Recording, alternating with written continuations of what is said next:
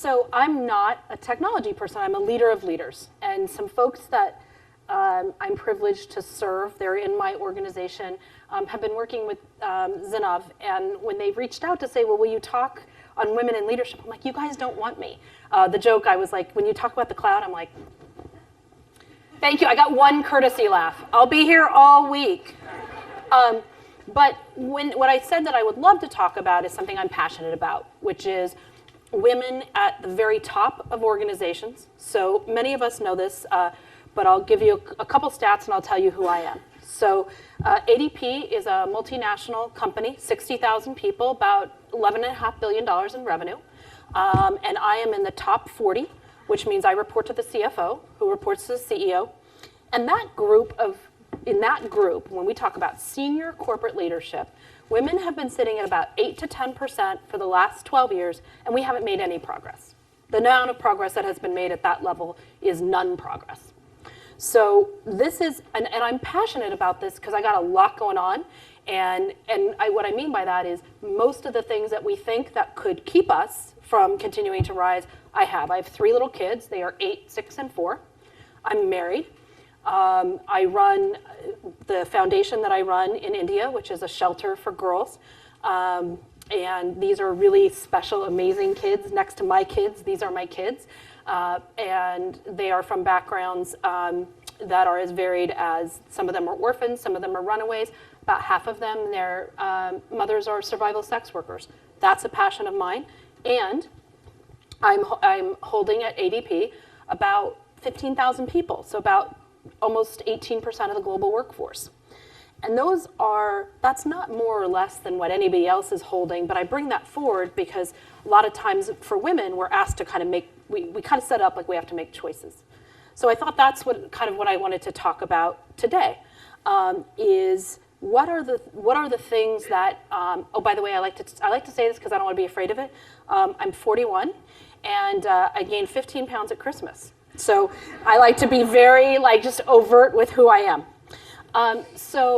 That way you guys know I have no secrets. And I see that many of us I think of myself as a South Indian, and many of us are from India. And when I was there 2 weeks ago, and everyone's like, Jen, you really put on. So I just started at the start of my meetings being like, I know, I've need to go down about 3/4 of a stone, and then we could move on to the content. So what I want to talk about is how some of the labels and some of the things that we say about women in leadership that might be holding us back are the only things that make me able to work in environments where we don't think of women really in leadership, environments where I'm often the youngest person, and I'm happy to share with you guys, because I've been out forever, that I'm gay and I have a wife and we have 3 adopted kids. So I got lots of stuff going on that we always think of as reasons that people maybe can't be something, and I'm going to talk about how with the couple things that have made me successful, really line up with being true to yourself, using these emotional skills, and are not a lot about being different than how women, we see ourselves showing up all the time. So I love to first talk about this phenomenon because I travel. Just this year, I've already been in Africa, the Philippines, India, and these 2 powerful, amazing women are the topic of a lot of conversation, and particularly their books. Be Fearless, Lean In, Let's Have FaceTime, and I love this type of thinking. What I like to do, and what I hope I do in the next, I don't know, it's like 4 minutes, because I'm a talker, 13 minutes. Can we start the timer? Thanks, man. You guys just got a free 3 minutes. What I like to do is then talk about, okay, so that's of one view, and how do we bring that down to what as managers and middle managers and vice presidents we're working with all the time. And one of the things I want to talk about are this. Women are too emotional to succeed in the workplace. So I don't even have to do it, but just kind of get some nods if you've heard that, felt that, been told that. Yeah, you might have heard that. And this goes with, there's 2 things I want to talk about here. One of which is we feel really comfortable for some reason, and there's lots of studies about it. We really feel comfortable describing how women do work and then their work. And then we kind of, when we evaluate men, we talk about the results, and then we talk about how they did that. But I want to take this word emotional and I want to really flip it around. So when people say to me, well, how do you deal with being emotional at work? Or what do you do when people say you're emotional? I say, stop. I'm not emotional. I'm very emotional. I'm extremely emotional. I do emotional work. I will put relationships back together. When relationships are broken, I will walk all the way toward that person and bring them. When we have to go 2 or 3 cultural lines, when we were I did a project with a group called Seeds of Peace, which was working in Palestine and Israel, and we thought about who are the people that can really get in there and build those bonds, and they're women. And there is another question I get when I talk about being emotional, which is, well, what do you do when you cry at work? And I will say that not only did I cry at work, but I have cried at work twice in these last 4 months. So what I do with women all over the globe is I say, what would it be like, and I'm going to show this in a second, if we took the words, you're too emotional, and we said, you know what, that's a core skill of mine. If the job to be a senior leader at a multinational is to show up as being the smartest person in the room, I'm out. I can't compete. If the job to be at a multinational is about a way that you're supposed to look, or if you're going to hold a big group of people, it's supposed to be about some kind of background, then I'm out. But if the job is about managing relationships, meeting people where they are, reaching all the way out, when you get a no, when you were like, no, I don't want to work with you, you're like, that's great, how about now? And you keep going. If that's the job, now I'm a competitor. And I can tell you and you guys can imagine that for lots of years, kind of being the only, right? Maybe only woman, only person under a certain age, maybe only gay person who was out. I had a lot of onlys, and this is what made the difference. And I will also say that because people want to ask me sometimes about what was it like to work in this culture or that culture, and my wife and kids have come with me everywhere, and people want to say, well, what was it like there? And I say, well, you know what, in those cultures, these were what was valued, right?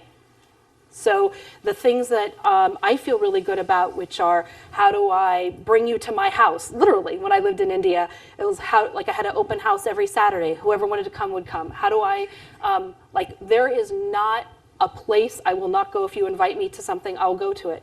That's what was enabling me in my late 20s and early 30s to hold big pieces of the organization and to be trusted.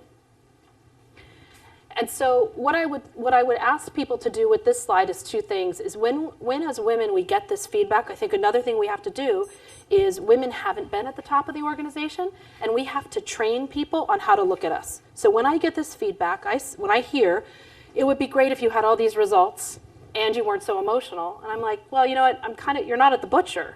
I'm not a piece of meat where you carve it up and say the pieces that you want. This emotionality is how you're getting these results. For all of us who are leaders of women, what I would say is let's watch out for these kinds of labels.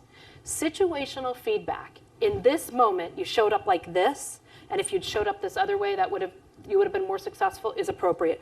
Big labels. What I say to people sometimes is telling a powerful, anyone, but a powerful, outspoken woman to not be emotional is like telling me to be taller. I don't know what it means, and I don't know how to do it. So let's look at situational feedback.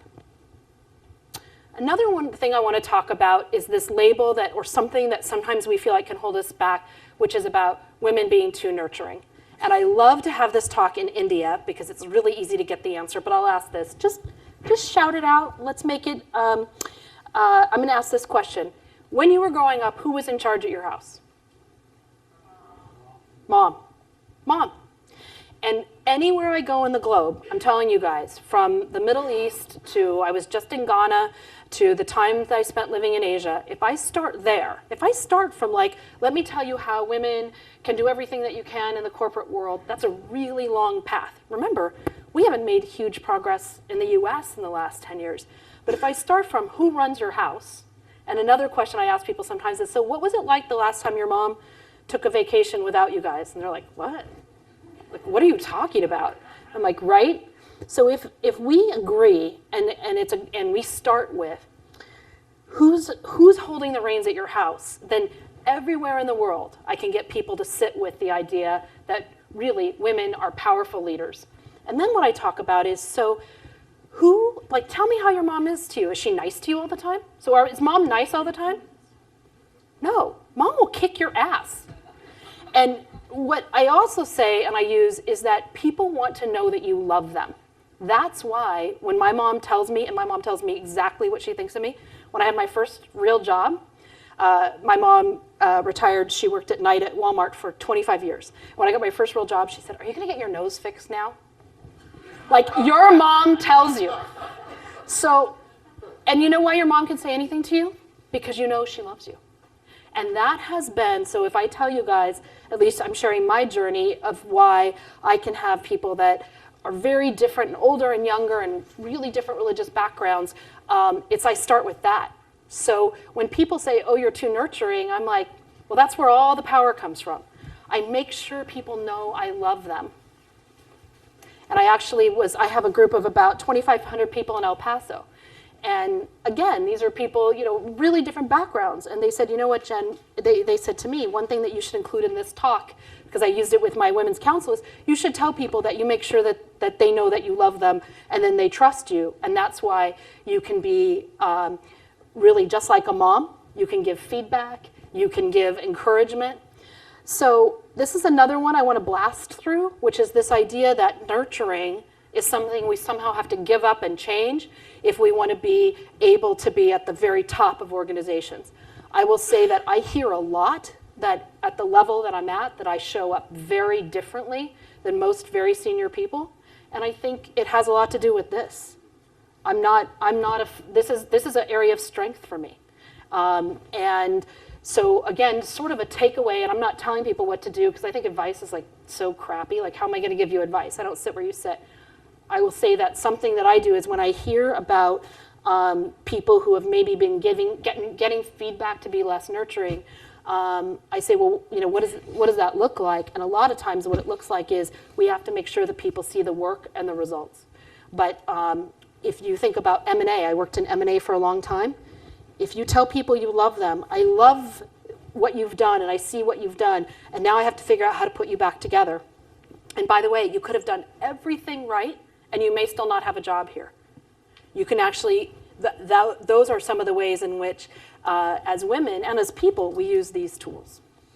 I'm checking my time. Oh my God, I have 30 seconds. This happens to me all the time.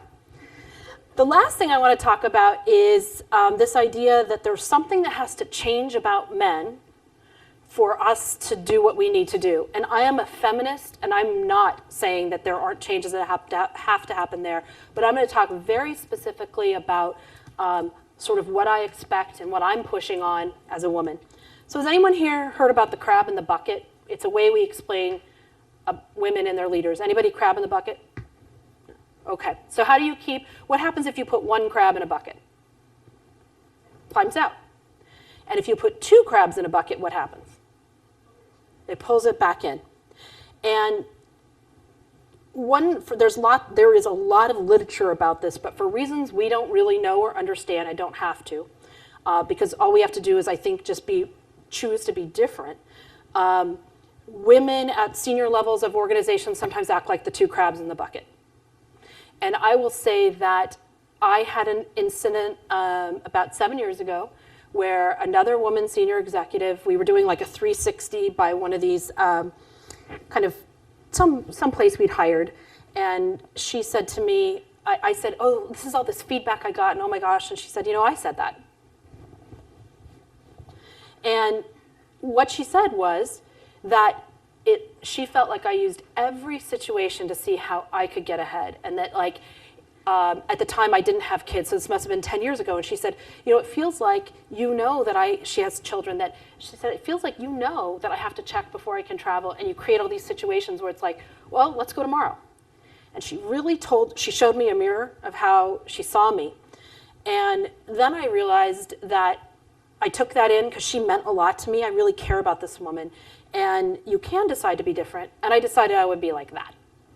And what that means is, so instead of the crab in the bucket, and my energy at work about women's issues isn't focused on men. And that's not to make you feel aside or anything else. I'm saying what I'm going to do to make sure that I support other women is I'm going to focus on other women. And that means that I'm going to be the person who, when people are like, well, can we go to, LA tomorrow? I'm like, hold on. I have to check at home.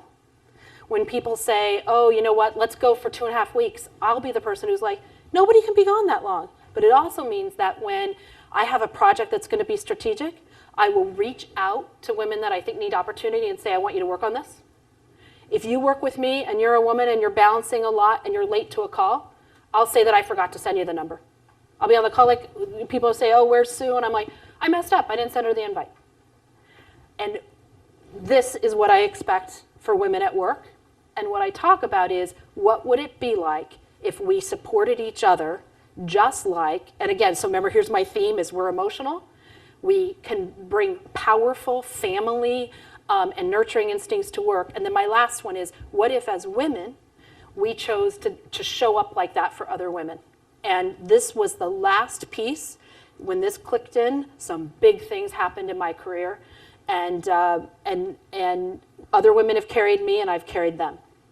So now I'm in for the wrap, because I have like now 19 seconds. And here's what I would say.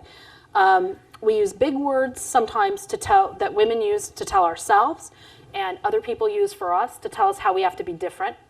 And I think what we have to do is take those words and be like, you're right, I'm emotional. Oh yeah, let me get more emotional, because everyone's emotional. I think we have to take those, I think as leaders of leaders, we have to make sure that we're not using big words to hold people down, and that we're using, if we have feedback, give feedback. But telling people to be less emotional or less nurturing, it's like telling them to be taller or shorter or anything else. It's not helpful. I think that if we look at really, that saying, the hand that rocks the cradle is the hand that rules the world. If we really look at the powerful effect that women have, that's how we can step toward actualization. We don't have to, because if we start with like, how are we going to get women to be 50% of CEOs, that feels like a big gap. But if we say, what's this innate strength that we have? And then the last part that I hope we're seeing, or at least that I have represented well, is that for me, all the work about being different as a woman leader really wasn't about men. That's not where I felt like I was being stopped. It was about making sure that I was gallant and brave for other women, and then they were like that for me. And that was sort of a last thing that really worked. So I think that's the end, and I'm over time, but thank you for letting me talk about something I am passionate about, women in leadership.